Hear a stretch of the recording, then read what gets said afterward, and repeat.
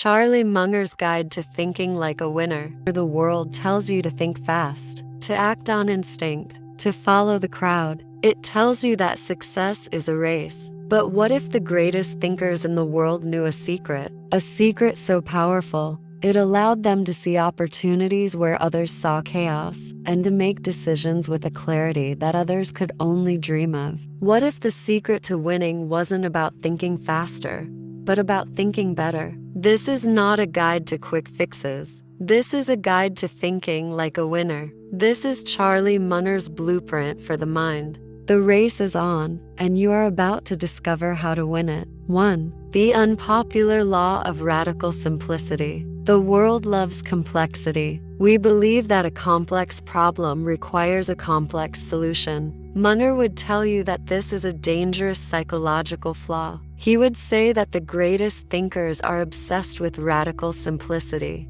He would explain that the human brain is wired to find patterns, and it will often find them in the most complex places. But Munger would argue that the most important truths in life are often found in the simplest places. He'd say that a mind that can simplify a complex problem into a single, simple truth is a mind that can see the world clearly. This is a powerful form of cognitive discipline. The average person will see a complex problem and think, "I need to learn more." The winner will see a complex problem and ask, "What is the single most important variable here?" He would say that the secret to great thinking is not in having more information. It is in having a better filter. He would use a vivid analogy. Imagine you are lost in a dense forest. There are 100 paths in front of you, and you are paralyzed by the sheer volume of choices. Most people would try to find 100 different pieces of information to solve their problem,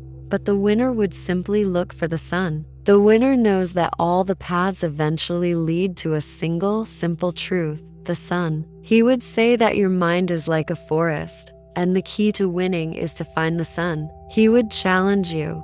What is one complex problem in your life that you are willing to simplify right now? 2. The power of the first principles mindset. Most people live their lives with a rule-based mindset. They follow a set of rules, a set of instructions, and a set of beliefs that they have been given by others. Munger would say that this is a fatal intellectual trap. He would say that a true winner lives with a first principles mindset.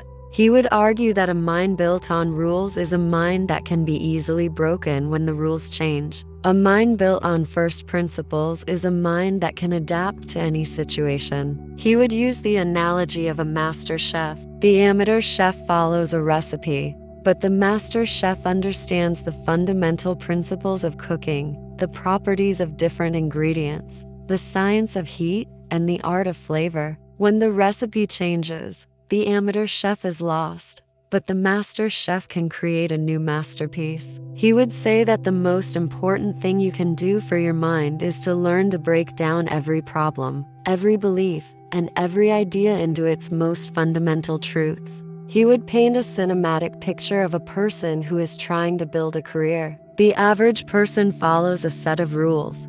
Get a degree, get a job, get a promotion. But the winner asks, what are the first principles of my industry? What is the most fundamental thing that my customers want? The winner understands that the rules of the game can change at any moment, but the first principles are forever. The winner is not playing a game. They are building a game. He'd challenge you. What is one belief you have that you are willing to break down into its first principles right now? 3. The psychology of the opportunity mindset. In our instant gratification culture, we are constantly looking for a magic bullet, a hidden secret, a shortcut to success. Munger would say that this is a powerful and dangerous psychological trap. He would say that a mind that is constantly looking for a magic bullet is a mind that is blind to the obvious. He would call this the psychology of the opportunity mindset. He would argue that the greatest opportunities in life are often found in the most obvious places. They are simple, clear, and right in front of you. But they are so simple, they are often overlooked. He would use the analogy of a person looking for a hidden treasure. They are searching in caves, in old maps, and in abandoned ruins. But the treasure is sitting on a bench in the town square, in plain sight. He would say that a mind that is constantly looking for a complex solution is a mind that is missing the simple ones. He would paint a cinematic picture of a person who is looking for a hidden treasure in a cave. They are using a flashlight, a map, and a compass. They are so focused on finding the treasure that they are blind to the fact that the treasure is in the air they are breathing, the water they are drinking, and the sun on their face. The winner understands that the greatest treasure is not found in a cave. It is found in plain sight. He would ask you, what is the one thing you are looking for that is right in front of you? 4. The uncomfortable habit of de-risking. We are a society obsessed with risk. We are told to take big risks, to swing for the fences, to bet it all. Munger would say that this is the most dangerous advice you can ever receive. He would say that a winner does not take risks. A winner de-risks. He would explain that a weak mind sees a risky situation and thinks, how can I win big? An unstoppable mind sees the same situation and thinks, how can I lose small? Munger would say that the most important thing you can do for your life is to learn to see risk for what it is, and to systematically eliminate it. He'd say that the most successful people in the world are not the ones who took the biggest risks. They are the ones who were the best at avoiding them. He would use the powerful analogy of a master pilot. The amateur pilot takes off in a storm, hoping for the best. The master pilot, however, waits for the perfect weather, and then they take off. The amateur pilot is a hero of action, but the master pilot is a hero of thought. Munger would say that the most powerful thing you can do for your life is to be consistently non-stupid. It is the single greatest competitive advantage you will ever have. He would look you in the eye and say, the most powerful thing you can do is to be consistently non-stupid. It is the single greatest competitive advantage you will ever have. 5. The silent power of patience.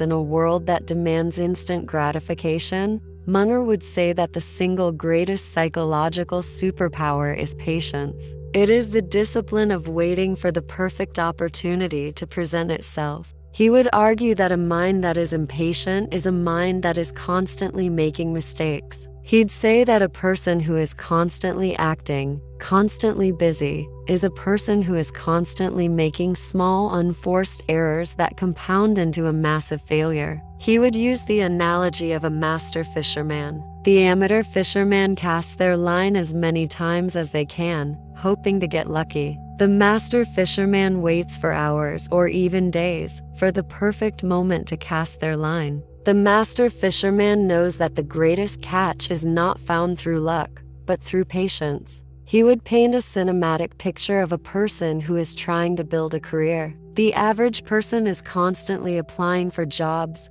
constantly networking, and constantly trying to get ahead. But the winner waits. The winner is so good at what they do that the jobs come to them. The winner understands that the greatest opportunities are not found through action, but through patience. He would ask you, are you a person who is constantly acting, or are you a person who is constantly waiting? 6. The psychology of the weightless network. We are a society obsessed with networking. We believe that our success is determined by the number of people we know. Munger would say that this is a dangerous delusion. He would say that a true winner has a weightless network.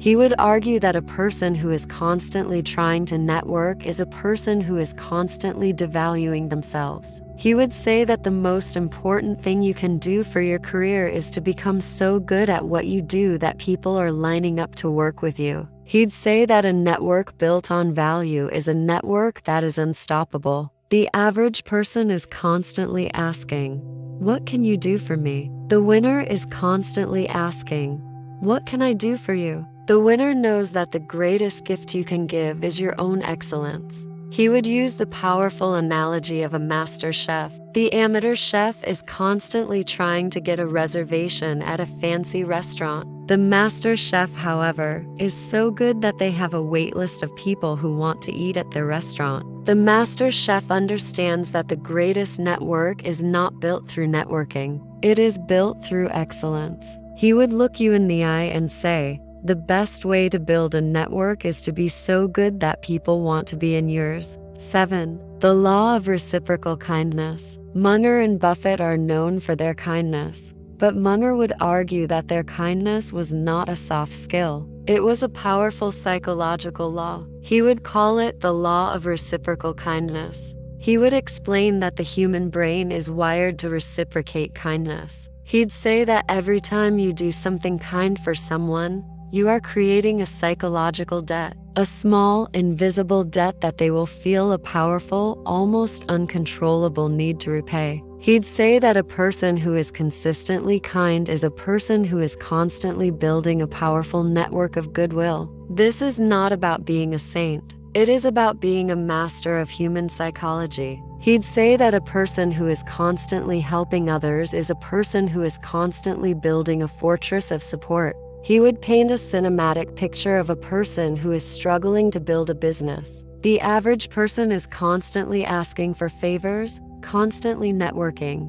and constantly trying to get ahead. But the winner is constantly helping others, constantly giving their time, their energy, and their expertise. And in return, the winner is surrounded by people who are willing to help them, to support them, and to give them the one thing they cannot buy: trust. He would ask you, are you a person who is constantly asking, what can I get? Or are you a person who is constantly asking, what can I give? 8. The master habit of reading. We are a society that is constantly distracted. We are surrounded by noise, by screens, and by endless streams of information. Munger would say that the single most important habit you can have is the master habit of reading. He would explain that the greatest thinkers in the world are all master readers. He would say that a person who is a master reader is a person who is constantly learning, constantly growing, and constantly evolving. He'd say that a person who reads a wide range of books from different fields has a profound advantage over a person who only reads from one. He would say that the most important thing you can do for your mind is to learn from the best minds in the world. He'd say that a book is a tool that can help you build a mind of steel.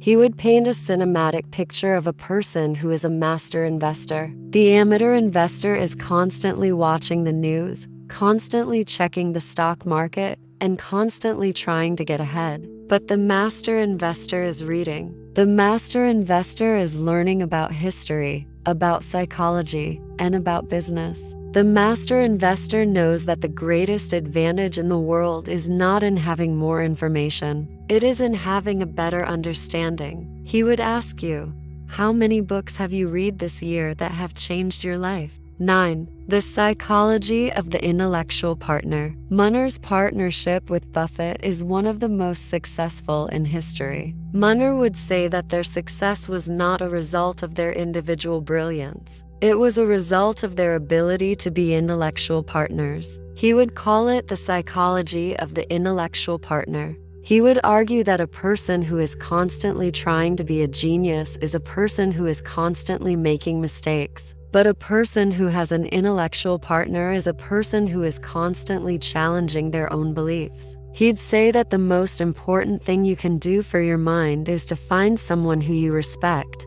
who you trust, and who is willing to tell you when you are wrong. He'd say that a person who has an intellectual partner is a person who is constantly growing, constantly learning, and constantly evolving. He would use the powerful analogy of a master sculptor. The amateur sculptor works alone, but the master sculptor works with a team of people who are willing to give them honest, brutal feedback. The master sculptor knows that the greatest art is not made in a vacuum. It is made in a conversation. He would say that the greatest intellectual breakthroughs are not made in a single mind. They are made in a conversation. He would ask you, who is the one person in your life who is willing to tell you when you are wrong? 10. The law of compounding reputation. We are all familiar with the power of compounding money, but Munger would argue that the most powerful form of compounding is compounding reputation. He would explain that every time you do something with integrity,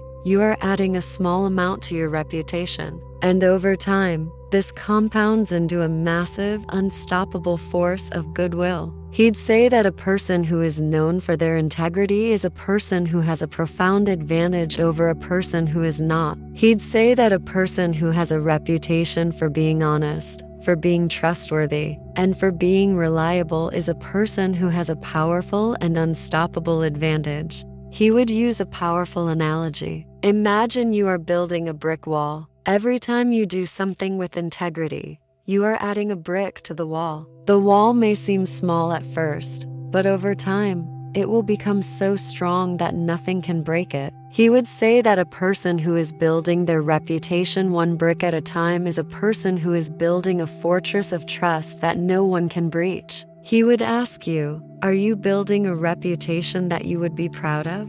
11. The discipline of just enough. In a world that demands more, Munger would say that the most important discipline is the discipline of just enough.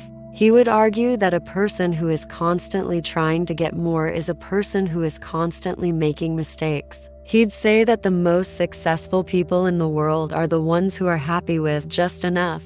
He'd say that a person who has just enough information is a person who is not overwhelmed. A person who has just enough wealth is a person who is not stressed. He'd say that a person who has just enough is a person who has a clear mind and a clear life. He would use a powerful analogy. Imagine you are a master chef who is preparing a meal. The amateur chef uses 100 different ingredients, and the meal is a chaotic mess. The master chef, however, uses only a few, and the meal is a masterpiece. He would say that the greatest art is not in having more, it is in having just enough. He would ask you, what is the one thing in your life that you have too much of that is preventing you from being happy?